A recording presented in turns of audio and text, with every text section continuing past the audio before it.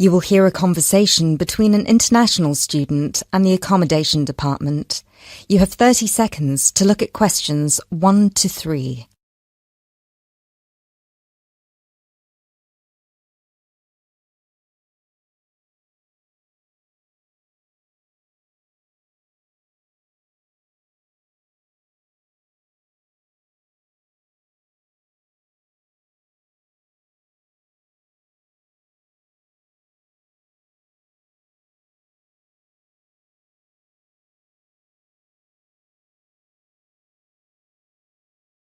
Hello, accommodation department. How can I help you?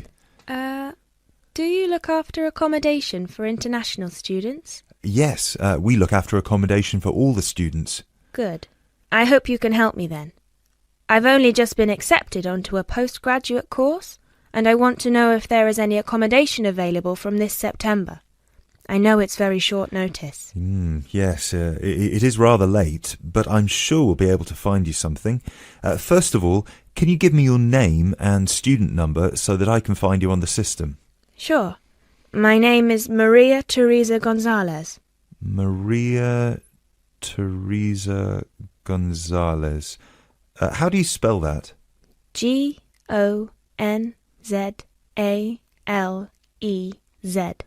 Thank you. Got it. And your student number, please? SHU 300715PG. SHU 300715PG. Ah, here you are. Department of Modern Languages. Yes, that's me.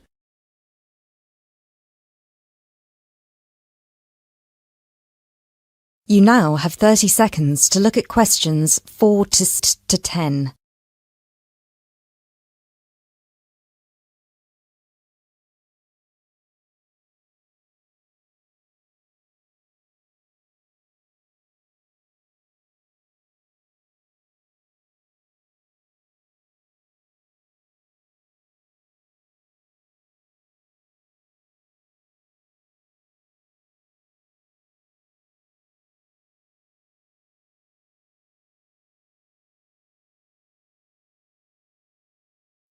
Okay, now there are several options for postgraduate students. Firstly, there is the Trigon. This is a new block near to the station and not far from the main campus. Accommodation is what we call cluster accommodation. What does that mean? There's a small group of rooms, usually 6, each with its own bathroom clustered around a lounge kitchen area which is shared. Oh, I see. That sounds good. They are very popular. The price for these is £99 per week, and we do have some availability left.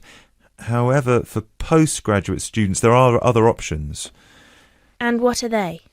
There's another apartment block called The Cube, located near the west gate of the campus.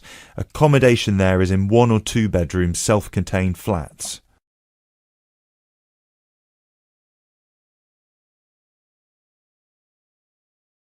So, the cube is self-contained? How does that work? Well, basically, they're just like ordinary apartments. Each apartment has 1 or 2 study bedrooms with ensuite bathroom, a lounge and a kitchen. And what is the price of those? For the 1 bedroom, it is £180 per week, and for the 2 bedroom, it is £110 per week for each person. And can I choose who I share with? If you have a friend and you would like to share with them, of course, we can reserve a 2-bedroom apartment for you both. Otherwise, you just have to share with whoever else is there. Obviously, it will be another woman. I will have to think about this. Do I have to make a decision now? No, but we don't have much accommodation left, so I can't guarantee that there will still be availability if you leave it too long. Yes, that's fair. I have a friend in the management department who might like to share. I will speak with her and get back to you this afternoon. Okay, fine. Do let us know as soon as you can. I will do. Thanks for all your help. My pleasure. Bye. Bye.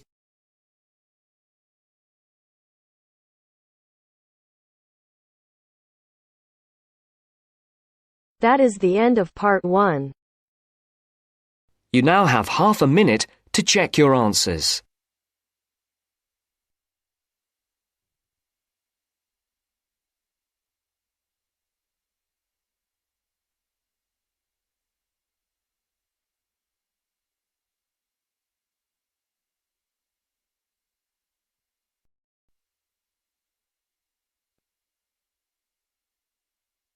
Now turns to Part 2.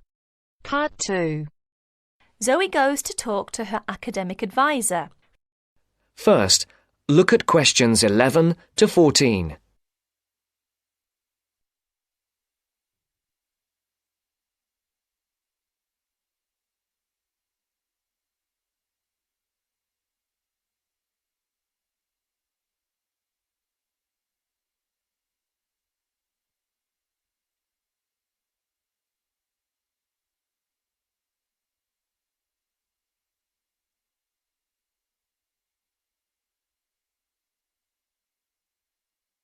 Listen carefully.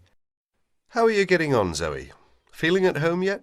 Well, more or less. There are still some things I need to buy, and I haven't found my way to all the facilities yet, but I really love the campus, and I've already made a few friends. Fantastic. Now let's see what we can do to get your studies off to the right start too. You're on the foundation course, so you can take up to 8 modules. What we advise is that you take 4 modules in the first semester and, assuming everything goes well, 4 in the second. Have you decided which you want to take in this semester?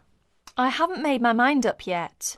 I can't decide whether to take Principles of Marketing or Introduction to International Trade. Well, that depends on your career goal. You're planning to work in the biotechnology sector, aren't you? Well, that's my present thinking, but I guess I might change my mind. Right, well, marketing is a broad general subject that you will find really useful in a number of careers. International trade, on the other hand, is more specific. That's fine if you're sure it's the sort of work you want to do. A lot of students start off thinking about that option because it seems glamorous, but marketing can also be an exciting career, and there's a wide choice of jobs. Maybe you ought to wait until your career ideas are a bit more definite before you go down that road. Yes, I see. I could take International Trade next year, couldn't I? Sure. You could do international finance as well. So, in your first semester, you've got Principles of Marketing, Introduction to Economics, Banking and Finance, and let's see, Principles of Financial Accounting. How do you feel about that as a package? It's okay, I think. Before the broadcast continues, look at questions 15 to 20.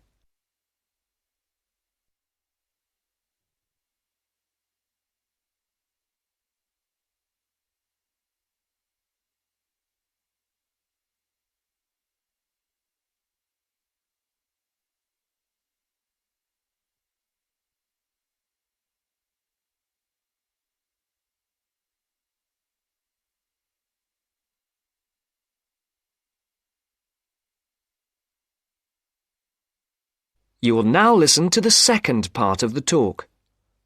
But I'm a bit worried about the maths. There'll be some statistics to do, won't there? Basic statistics, yes, but nothing more difficult than your last year of school maths. I know, but our maths syllabus was a bit old-fashioned. Mostly algebra, geometry, trigonometry and stuff, hardly any stats. Right, well, it sounds as if you could do with the maths brush-up course.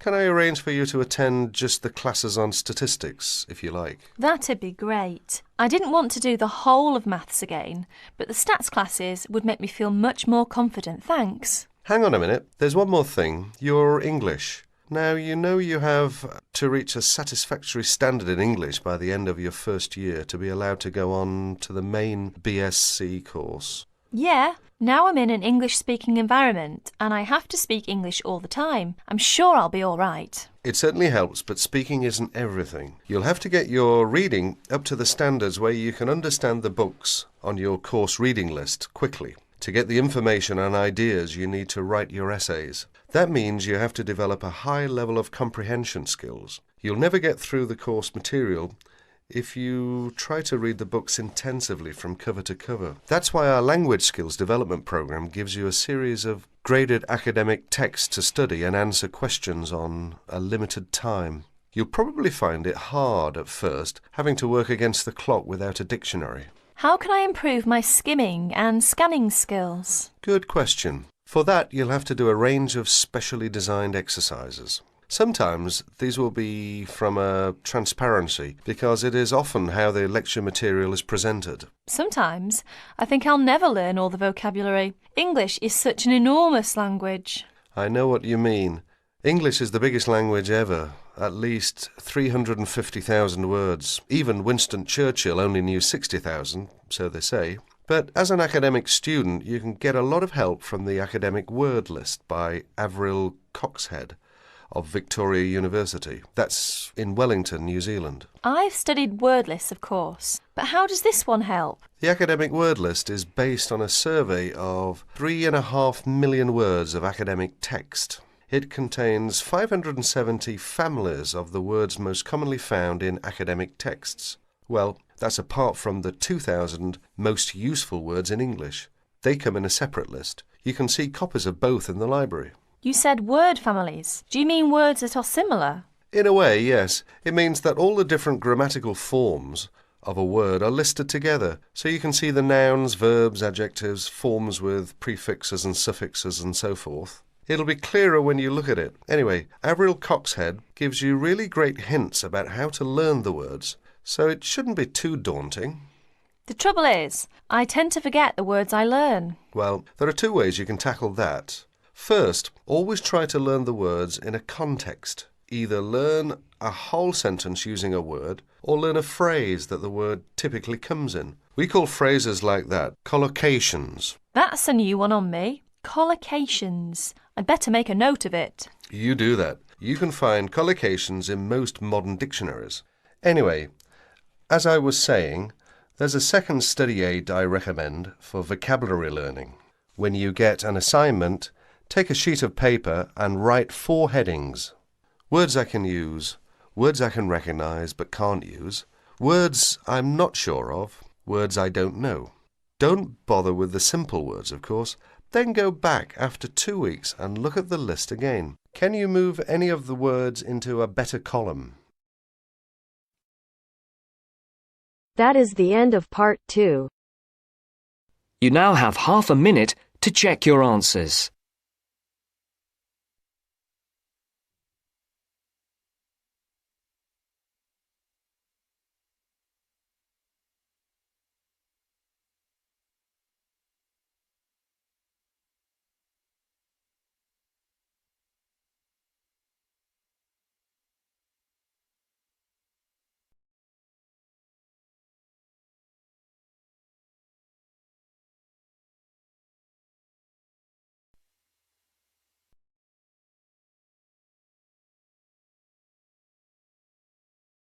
Now turns to part 3.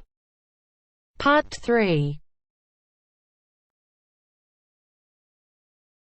You will hear a conversation about tea between an expert and a reporter. You have 30 seconds to look at questions 21 to 24.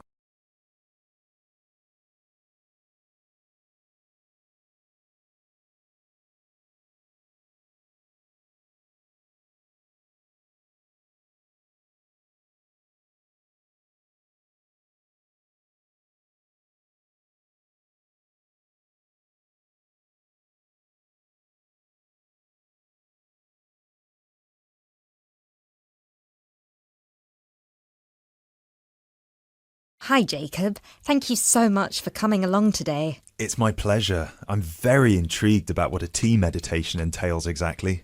Well, it's very simple, really.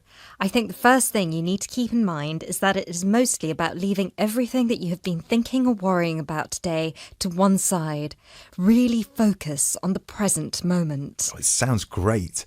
I certainly don't know very much about tea, and I'm keen to get started. But before you go into more detail, can I ask you what your favourite kind of tea is? Well, I think the kind of tea we are going to have today is my favourite. It is pu'er tea from Yunnan province in southern China. What makes this tea special? Pu'er is a dark tea.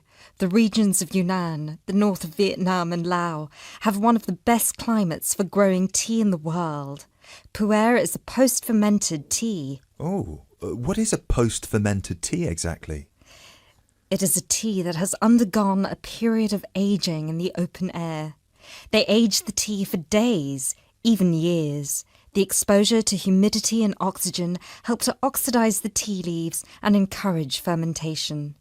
This changes the smell of the tea and also removes a lot of bitterness from the taste. It sounds similar to the process of aging wine. The process is different, but the effect of aging on the taste is certainly similar. Does this mean the tea can be quite expensive? Absolutely. It can be very expensive.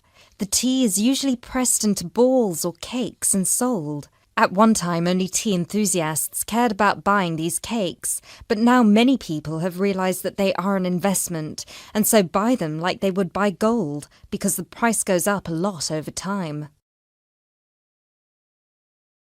You now have 30 seconds to look at questions 25 to 26.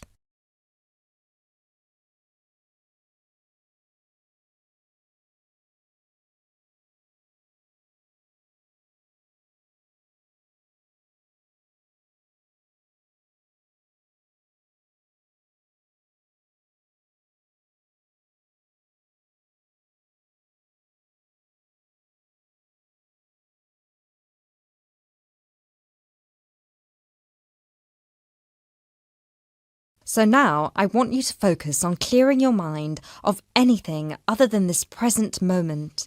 Let go of any concerns.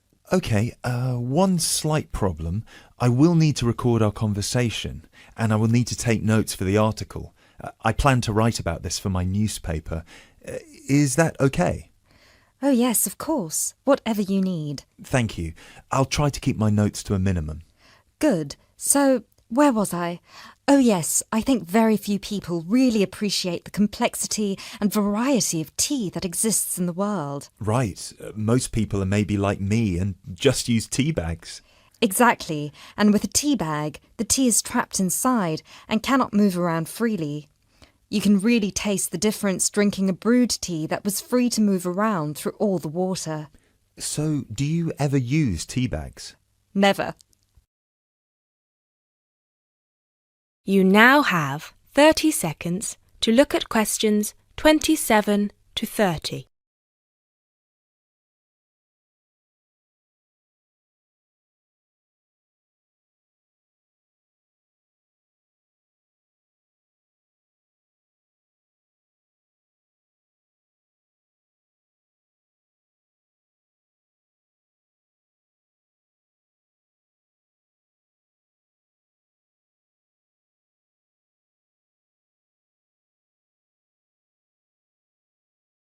There are many different kinds of tea: white, yellow, black, green, oolong, matcha, herbal and many others. Each one has its own unique properties. To fully experience what each tea has to offer, you must brew it in the correct way. I also believe in only drinking tea that is picked and sorted by hand, rather than using mechanical processes. Although it takes more time, the tea made by hand is so much better that it leads to an increase in the tea sales.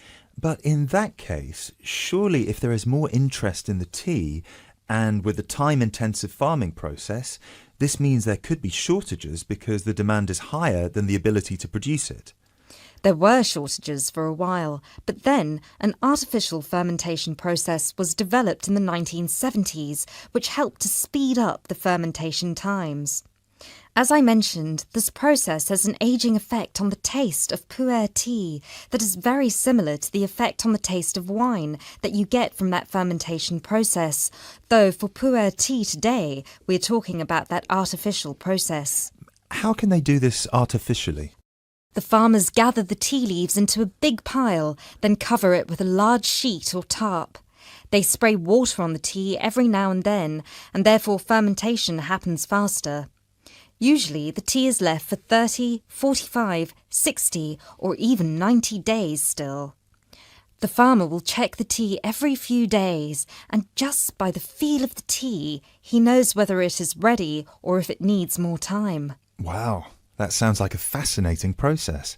I never realised that there was such a science behind producing tea. Well, now you are ready for the best part, the tasting of it. That sounds like a very good idea to me. So what I will do now is boil the water, and we can begin our meditation. What does that entail? We need to focus on only two things. The first is your mind and body. Forget everything that you have been worrying about today. Forget about what you have to do later on or what somebody said to you earlier. Focus on your breathing and on how your body feels. If you have aches and pains, acknowledge them. Pinpoint where there is tension in your body and try to release it. Oh, yes, I can really feel tension in my shoulders. Let it go. Close your eyes if that helps. Take deep breaths in and out. Soon we will drink the tea. When you drink it, think about the taste and how it feels on your tongue. Is it easy to swallow the tea, or do you need to gulp it? Can you brew the tea leaves more than once? Oh yes, you can brew some teas more than 10 times. Now we will shift to noble silence, focusing only on ourselves and the tea. Enjoy.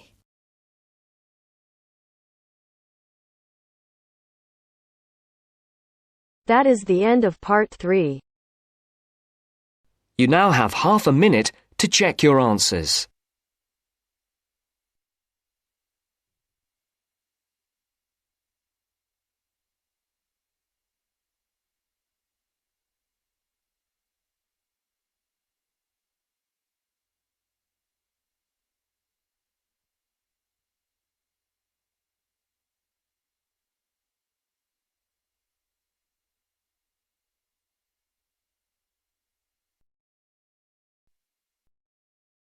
Now turns to part 4. Part 4. You will hear a talk about the pitfalls and pleasures of being a postgraduate student. Look at questions 32 to 37.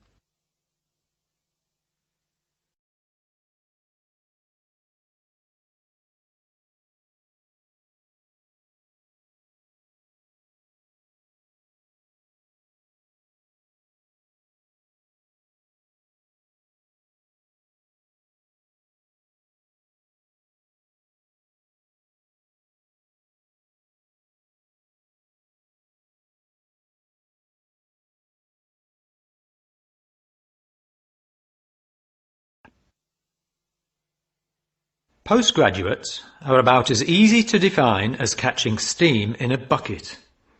Courses can be vocational, for training, as research, as a preparation for research, or a combination of these. Also, you can choose between full-time and part-time.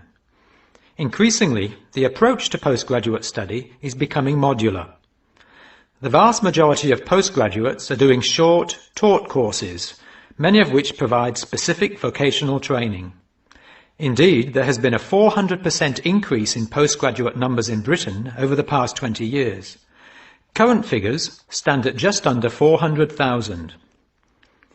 People undertake postgraduate study for many reasons.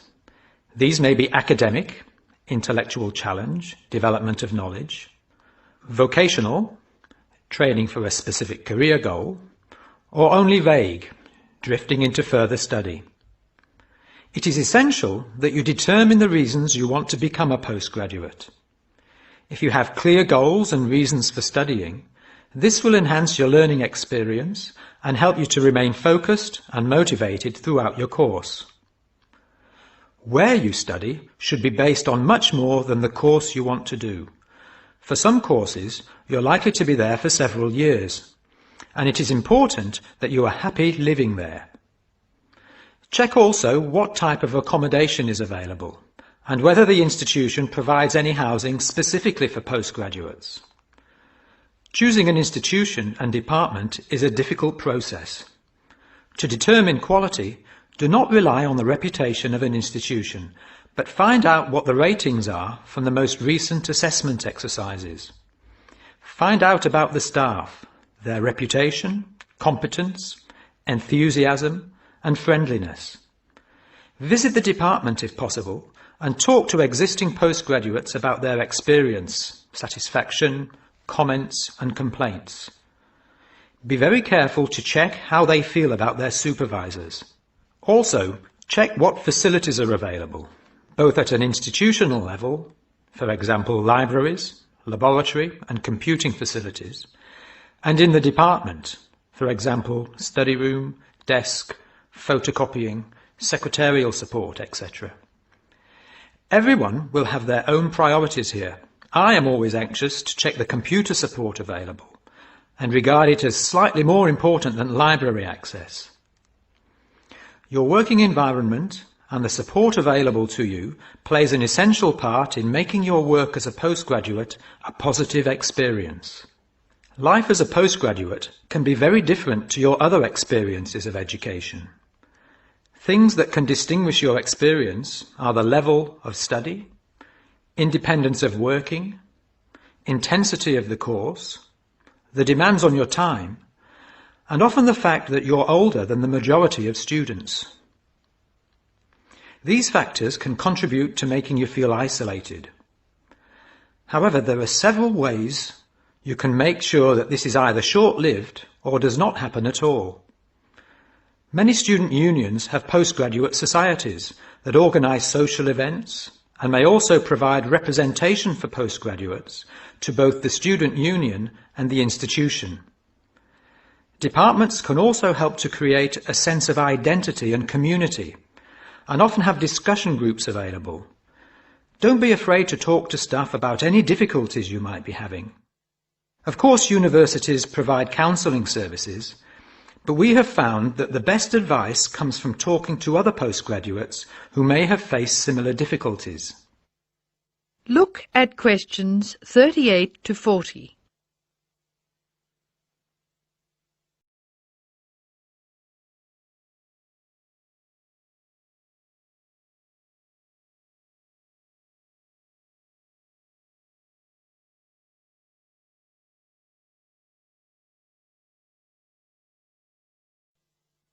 Financial planning is essential, since the government excludes postgraduates from student loans, and it can be difficult to maintain your student status with banks.